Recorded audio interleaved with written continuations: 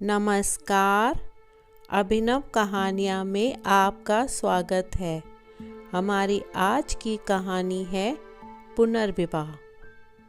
मदन लाल के एक मित्र थे शिवपाल। पत्नी का निधन हो चुका था। पत्नी के निधन के बाद अकेले पड़ गए थे। अपने बच्चों से परेशान रहते थे। अचानक मदन लाल के घर के दरवाजे की घंटी बजी। मदन लाल ने दरवाज़ा खोला तो देखा सामने उनके मित्र शिवपाल खड़े थे। शिवपाल बहुत परेशान लग रहे थे। आंखें आंसुओं से भरी हुई थीं। मदन लाल सहारा देकर शिवपाल को भीतर लाए और उन्हें सोफे पर बिठाते हुए अपनी पत्नी को पानी लाने के लिए आवाज़ दी। शीला पानी लेकर आईं, परंतु शिवपाल की हालत देखकर उन्हें पानी देकर वापस भीतर चली गईं। उन्हें लगा वहाँ बैठना ठीक नहीं है। क्या हुआ शिवपाल, बहुत परेशान लग रहे हो? मदन लाल ने पूछा। मेरा वरुण और बहू से बहुत बड़ा झगड़ा हुआ। मैंने वरुण और बहू को घर से निकाल दिया मदन लाल। अच्छा किया, रोज रोज की किचकिच से छुटकारा तो मिलेगा तुम्हें। मदन लाल जी ने शिवपाल को सांत्वना देते हुए कहा। लेकिन पोतों के बिना कैसे जी पाऊंगा मैं? उनके बिना तो जीते जी मर ही जाऊंगा मैं। इससे तो अपने गुस्से पर काबू ही रख लेता। मदन लाल जी ने कहा। समझौता भी आप ज़रूरत से ज़्यादा नहीं कर सकते। और फिर तुमने तो बताया था कि बहू बच्चों को तुम्हारे पास तक नहीं आने देती थी आजकल। फिर क्या फ़र्क पड़ता है? मेरे भी पोता पोती दूर रहते हैं। कभी कभार ही मिलना हो पाता है। देखो, फैसला ले चुके हो तो अपना जी तो कड़ा करना ही पड़ेगा। निर्मला ने सब संभाल रखा था। जब तक जिंदा थी तब तक सब ठीक ही चल रहा था। कभी कभी छुटपुट झगड़े होते भी थे तो वो संभाल लेती थी, लेकिन उसके जाने के बाद झगड़े खत्म होने का नाम ही नहीं लेते। मदन लाल अपने बच्चे ही माँ बाप के दुश्मन कैसे बन जाते हैं? ये अपना ही खून इतना स्वार्थी कैसे हो जाता है?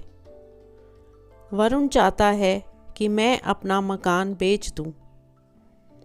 वो एक बड़ा फ्लैट लेना चाहता है और पैसे कम पड़ रहे हैं।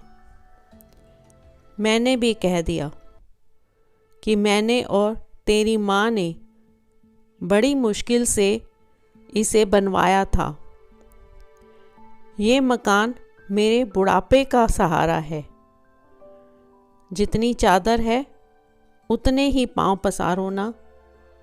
थोड़ा छोटा फ्लैट ले लो, लेकिन अपने दम पर लो। तो बोला, ठीक है, छोटा ले लेता हूँ, लेकिन फिर उसमें आपके लिए कोई जगह नहीं होगी। यहाँ अकेले पड़े सड़ते रहना। फिर तो मुझे भी बहुत गुस्सा आ गया और मैंने बोल दिया कि ठीक है, तो फिर आज से मेरे घर में भी तेरे लिए कोई जगह नहीं। आज ही निकल जा यहाँ से। मेरा गुस्सा शांत हो भी जाता, लेकिन वो तो थोड़ी देर बाद ही अपने परिवार को लेकर अपनी ससुराल चला गया। और आज वरुण ट्रक लाकर अपना सामान भी उठा ले गया। कल तो जैसे तैसे भूखे पेट ही कट गई। इच्छा ही नहीं थी कि कुछ बाजार से ही मंगवा लेता, लेकिन उसके जाने के बाद मुझसे घर में रुका नहीं गया और तुम्हारे पास चला आया। और तुम्हारी बेटी क्या चाहती है? कुछ दिन उसे बुला लो या उसके घर जाकर रह आओ, मन बदल जाएगा। अरे कहाँ जाकर रह आऊँ? उसे भी तो आधा हिस्सा चाहिए घर में। मेरे रिटायरमेंट के फंड में से भी दोनों पैसे मांग रहे हैं। कल को बीमार हूँ तो इलाज के लिए भी पैसे ना बचें। तभी कह रहा हूँ, शायद संस्कारों में ही कमी रह गई, जो औलाद इतनी स्वार्थी निकली। ये भूल जाते हैं कि ना जाने कितनी इच्छाओं का गला घोंटकर हम इन्हें काबिल बनाते हैं और काबिल बनकर ये हमें ही आंख दिखाते हैं। इसमें हमारी भी गलती है। हमारी पीढ़ी को भी अपनी सोच बदलनी होगी, थोड़ा आधुनिक बनना होगा। मैं समझा नहीं। देखो, जब बच्चे स्वार्थी हैं तो थोड़ा सा स्वार्थी तुम भी हो जाओ। अभी अभी रिटायर हुए हो, कौन जाने आगे कितनी लंबी जिंदगी पड़ी होगी। भाभी के जाने के बाद सुख दुख बांटने वाला कोई तो होना चाहिए ना। दरअसल बुढ़ापे में ही जीवन साथी की सबसे अधिक ज़रूरत होती है, ख़ास तौर पर तब जब अपने बच्चे भी साथ नहीं देते हों, वरना नाती पोतों के साथ फिर से बच्चा बन जाना किसे बुरा लगेगा भला। फिर बेटा बहू की मिन्नतें करने से अच्छा दोबारा घर क्यों नहीं बसा लेते। पागल हो गए हो मदन लाल? तुम निर्मला को धोखा देने के लिए कह रहे हो, और लोग क्या कहेंगे? भाभी भी तुम्हें सदा खुश ही देखना चाहती होंगी, और समाज तुम्हारा दुख बांटने नहीं आ रहा है। रही बात बच्चों की, तो वो तो पहले भी नज़रों से और दिल से तुम्हें दूर कर ही चुके हैं। वो तो यही चाहते होंगे कि अपने अकेलेपन से घबराकर तुम उनकी बात मानने पर मजबूर हो जाओ। तुम उनकी बात मान भी लो तो भी उनसे अच्छे व्यवहार की उम्मीद रखना फिर भी मूर्खता होगी। इस बार शिवपाल सोच में पड़ गए थे कि मदन लाल फिर बोले, मैं तुम्हें किसी युवती से विवाह करने को नहीं कह रहा, बल्कि तुम्हारी ही तरह कोई परिवार द्वारा सताई हुई अकेली विधवा का हाथ थामने को कह रहा हूँ। उसके लिए भी तो अच्छा रहेगा ना, दोनों का ही उद्धार हो जाएगा। शायद तुम गलत नहीं कह रहे।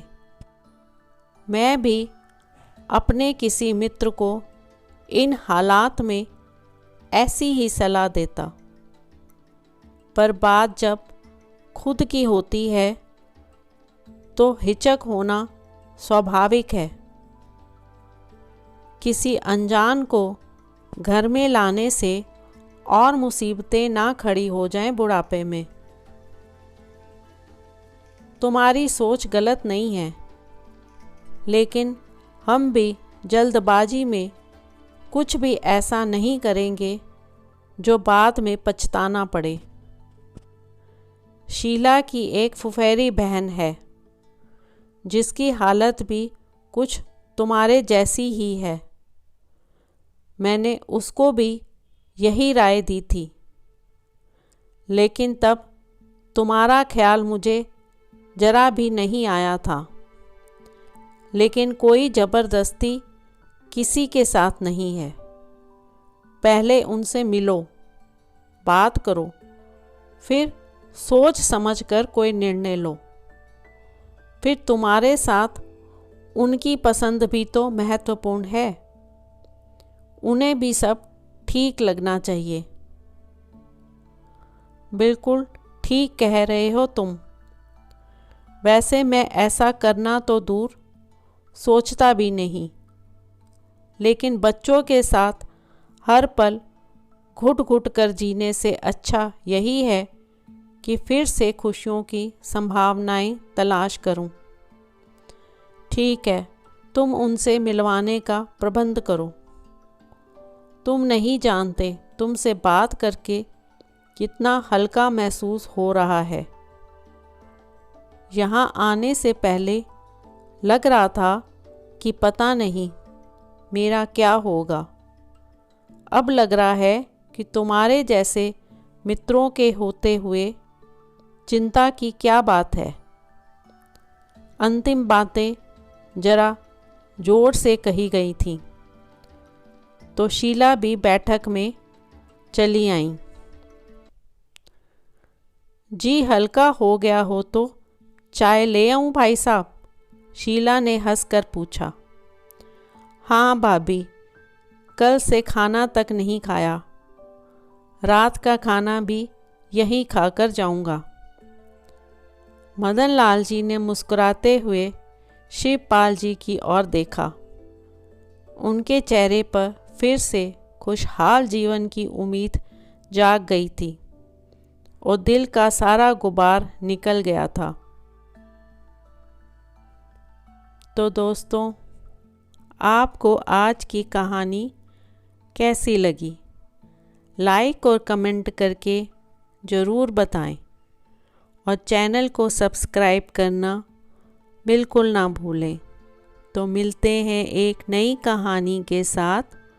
बहुत बहुत धन्यवाद।